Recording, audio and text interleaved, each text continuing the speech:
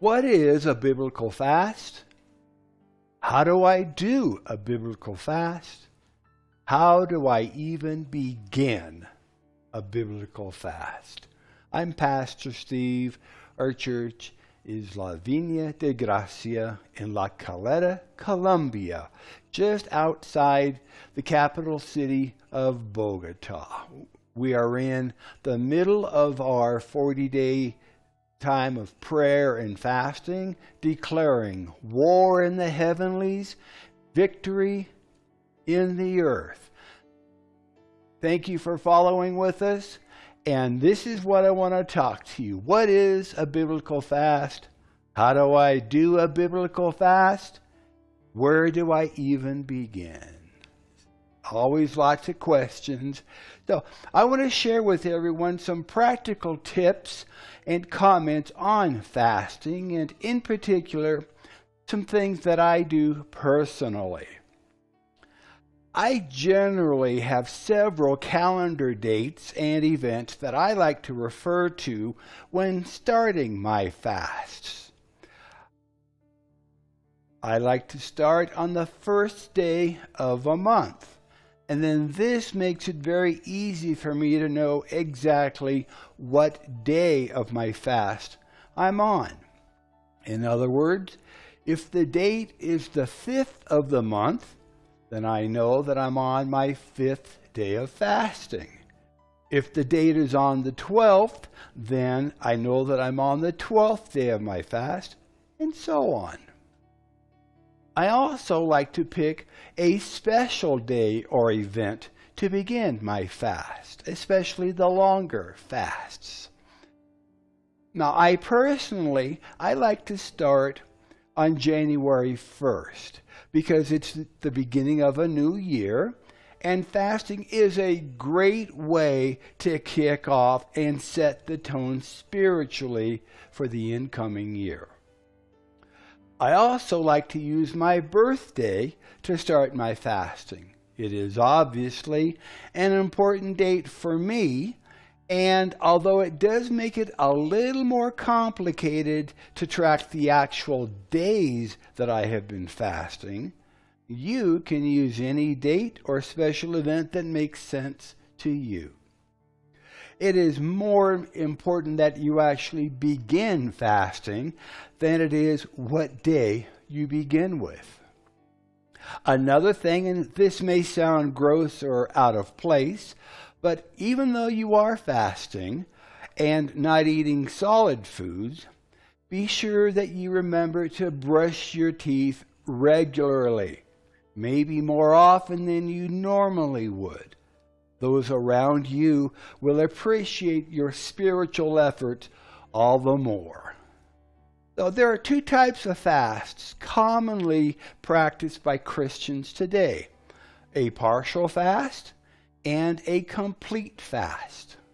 Now, a partial fast is described in the book of Daniel. For 3 weeks, Daniel, who was a prophet during the time when Israel lived in exile, he abstained only from delicacies like meat and wine. You can read this in Daniel chapter 10, verse 3. A complete fast means drinking only liquids or sometimes juice when fasting for an extended period. Juice fasts will provide you with more energy than water-only fasts and still lead you into the humbling experience of denying your desire for solid, chewable food. If you are new to fasting, start slowly.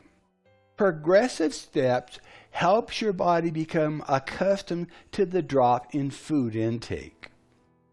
You can start by fasting 1 meal a day, 1 day a week, or 1 week a month. As fasting becomes a part of your spiritual lifestyle, you will be able to increase the number of times and the length of your fasts. Fasting is a marathon, it is not a sprint. So in preparing for the fast, The normal fast involves abstaining from all forms of food, but not from water, and commonly lasts 24 hours, usually from sunrise to sunrise. If you are fasting for the first time, you might begin by missing a meal or two. Over time, you can build up to a full day or more. Begin by refraining from solid food, but drink liquids. Water is the best, since soft drinks are not good for the digestive system, and coffee and tea stimulate the nervous system. Before beginning a fast, it is best to eat lightly and cut back on caffeinated drinks. During the first few days of a multi-day fast, it is common to experience headaches as the body withdraws from caffeine. Now, in my experience of both short and long fasts, the first couple of days are generally the hardest because of habit eating. After the third day, I have found that fasting is fairly easy to continue. Now, although I will declare a specific time of fasting, if I find myself feeling very hungry, I will pray and ask the Lord if this should be the stopping point in the fast or if I should continue. Generally, for the more experienced fasters, once hunger returns, it is time to end the fast. One example of this is found in Matthew chapter 4, verse 2. Matthew 4, verse 2. And when he, Jesus, had fasted 40 days and 40 nights, he was afterwards hungry. So if you are planning for an extended fast, say more than 14 days, you should prepare mentally and physically by cutting down on food intake 1 week before the actual fast, taking on a vegetarian type diet to control cravings for food. Reduce your intake of beverages like coffee, tea, and soft drinks as well. Drink plenty of water. And this is always a good idea, whether you're fasting or not. And stop watching television. You will soon discover how much advertising goes on about food. In the morning, you're going to see advertising for lunch. At lunchtime, you're going to see advertising for dinner. Around dinner time, late into the evening, you're going to see advertising for snacks, after school, in between meals and treats. So stop watching television. You will discover that it is so much easier when you're not being inundated with advertising promoting what you deserve to eat at lunchtime. So it's your choice, but I found it easier to eliminate or reduce watching the TV. Now, during the fast, set aside specific and significant time to worship and seek God in prayer. Plan ahead so that your time can be unhurried and conducive to enjoy the Lord. Many people begin this time by repenting of any sins the Lord brings to mind and asking for God's forgiveness. This is essential to ensure that sin is not hindering your communications with the Lord. Then plan time to make your requests known to God and to seek His will. Take breaks to study scripture passages that you have chosen. And do not rush your time with God. Take time to listen. Ask, then listen. Keep a notebook and pen nearby to record the ideas, the insights, the directions, and instructions that He impresses upon your mind. When you turn down the noise of Western civilization by fasting, you can more easily hear the voice of our God. Continue to drink plenty of water. Apple or watermelon juice is a great morale booster. And sleep early. The first days of the fast are usually the most challenging. Persevere through this period. Press in and move on. Consult your doctor if you are unsure of any headaches or bodily reactions. When it comes time to breaking the fast, to ending it, breaking the fast may require as much discipline as beginning it.